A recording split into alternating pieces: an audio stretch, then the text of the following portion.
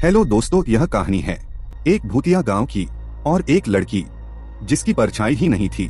जब सच्चाई सामने आई तो सबका खून जम गया। राहुल, दीपक और खुशी तीनों कॉलेज में साथ पढ़ते थे, लेकिन एक सामान्य दोस्ती से बढ़कर इनकी साझेदारी कुछ अलग थी। इन्होंने साथ में एक पैरानॉर्मल इन्वेस्टिगेशन टीम बनाई थी, शैडो हंटर्स। ये तीनों देश के अलग अलग हिस्सों में जाकर भूत प्रेत, आत्मा और हॉन्टेड लोकेशनों की पड़ताल करते थे। एक दिन इनके ईमेल पर एक रहस्यमय मैसेज आया। मेल में लिखा था, भूतगढ़ गांव में कुछ अजीब हो रहा है, लोग गायब हो रहे हैं, रात में चीखें आती है, कृपया मदद करें। इस गांव के बारे में बहुत कम जानकारी इंटरनेट पर थी, लेकिन जो थी वो डराने वाली थी। कहा जाता था कि ये गांव दशकों पहले उजड़ गया था, जब एक बच्ची की रहस्यमय मौत के बाद पूरा गांव भूतिया हो गया था। तीनों दोस्तों ने बिना देरी किए गांव की ओर निकलने का फैसला किया। वे शाम के वक्त पहुंचे।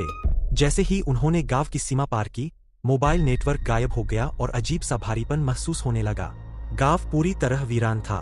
कच्चे रास्ते, सूखे पेड़ और टूटी फूटी झोपड़ियां एक भूतिया दृश्य बना रही थीं। एक टूटा हुआ कुआं, कुछ पुराने झूले और एक बंद मंदिर, सब कुछ जैसे सदी पुराना लग रहा था। दीपक ने कैमरा ऑन किया और बोलना शुरू किया। लोकेशन, भूतगढ़ गांव। समय, शाम 6:42। अब हम हॉन्टेड एरिया में है, जहां कुछ लोग रहस्यमय रूप से गायब हो रहे हैं। हमारी कोशिश है सच्चाई जानना। इसी बीच एक अजीब सी सिसकी की आवाज आई। खुशी फुसफुसाई, क्या तुमने भी सुना? राहुल ने टॉर्च जलाई और एक पेड़ की ओर इशारा किया। वहां एक लड़की बैठी थी, उम्र करीब 15 से 16 साल। गंदे कपड़े, उलझे बाल और डर से कांपती आंखें। तुम यहाँ क्या कर रही हो? दीपक ने पूछा। लड़की बोली, मैं अपने मम्मी पापा से बिछड़ गई हूँ। हम घूमने आए थे और अब सब गायब हो गए हैं। वो रोने लगी। तीनों दोस्त उसे देख रहे थे। डर के माहौल में वो मासूम लग रही थी। खुशी बोली, हमें इसे अकेला नहीं छोड़ना चाहिए, इसे साथ रख लेते हैं। राहुल ने हामी भरी, लेकिन वो ये नहीं जानते थे कि ये लड़की सिर्फ एक बच्ची नहीं, बल्कि एक रहस्य थी। ऐसा रहस्य जो उनकी जिंदगियों को पलटने वाला था। रात गहरा चुकी थी। चारों ओर सन्नाटा था। हवा भी रुक रुक कर चल रही थी, जैसे कोई अदृश्य ताकत उस पर नियंत्रण रख रही हो।